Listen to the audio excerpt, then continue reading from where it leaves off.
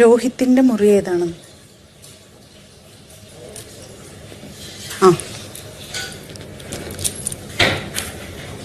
പോവല്ലേ?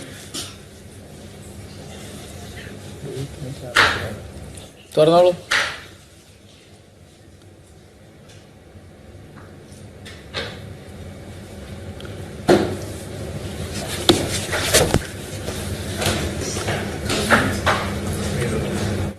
രോഹിത് അതെ, മനസ്സിലായില്ല. മനുവിന്റെ അമ്മയാ. ആ, എനിക്കാ വയ്യ. ഇല്ല വേണ്ട. എങ്ങനെയുണ്ട് മോന്? കുഴപ്പമില്ല, ചെറിയൊരു ബുദ്ധിമുട്ടുണ്ട്. പക്ഷെ ശരിയായിക്കോളുന്നാ ഡോക്ടർ പറഞ്ഞത്.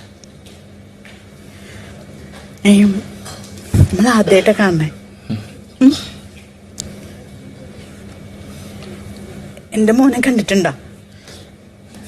ഇല്ല. ഫോട്ടോ ഞാൻ ചോദിച്ചു, അവര് കാണിച്ചില്ല. മിടുക്കനായിരുന്നു, മോനെപ്പോലെ തന്നെ.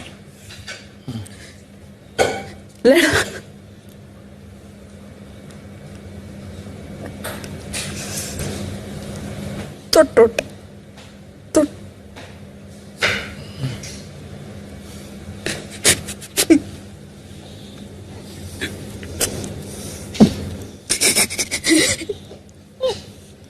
അമ്മക്കറിയല്ലേ?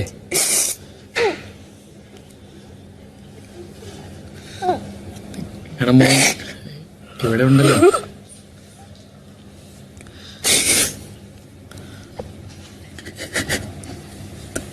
വിഷുവിന് പോയത് എപ്പോഴും പറയും ഹെൽമെറ്റ് ഒക്കെ വെച്ച് പോണൂന്ന്, കേൾക്കൂല. ഇപ്പൊ വരാമ്മന്ന് പറഞ്ഞ് പോയതാ, പിന്നെ വന്നൂല്ല.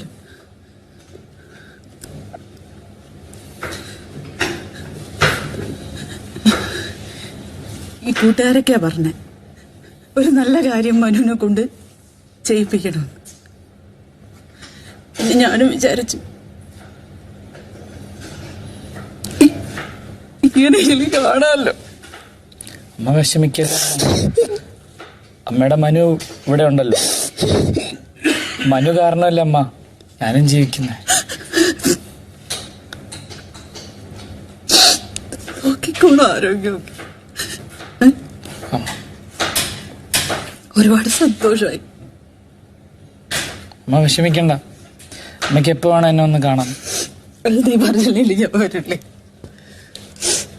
ഇനി നിക്കടില്ല, പോവാ പോവാ.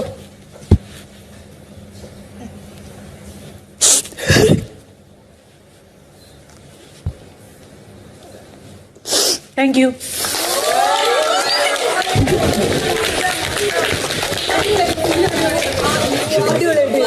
Super talent.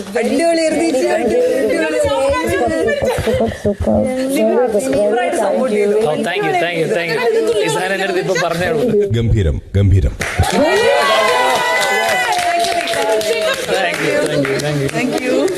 എല്ലാവരും ലിവിംഗ് റൂമിൽ ഇരിക്കും.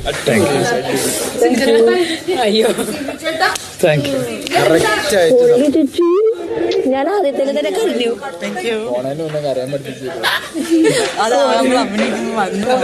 കരയാൻ പഠിപ്പിച്ചത് അടിപൊളി അടിപൊളി.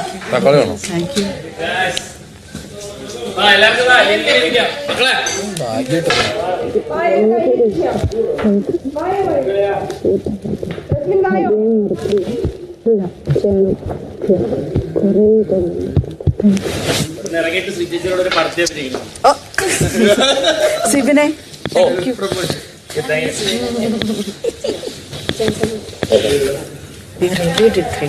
U were mesmerising. അങ്ങോട്ട് ഇങ്ങോട്ട് കിട്ടുന്ന അങ്ങോട്ട് തരാൻ പറ്റും. മെസ്സേജ് ഓൾസോ നല്ല മെസ്സേജ് ആയിരുന്നു അത്. ഇങ്ങോട്ട് കിട്ടുമ്പോ അങ്ങോട്ട് താനെ വന്നു.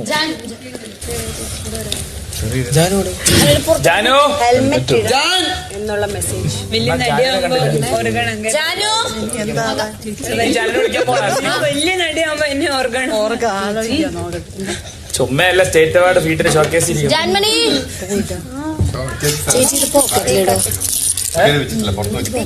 പുറത്ത്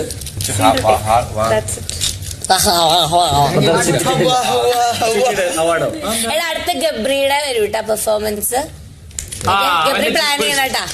പ്ലാൻ ചെയ്ത്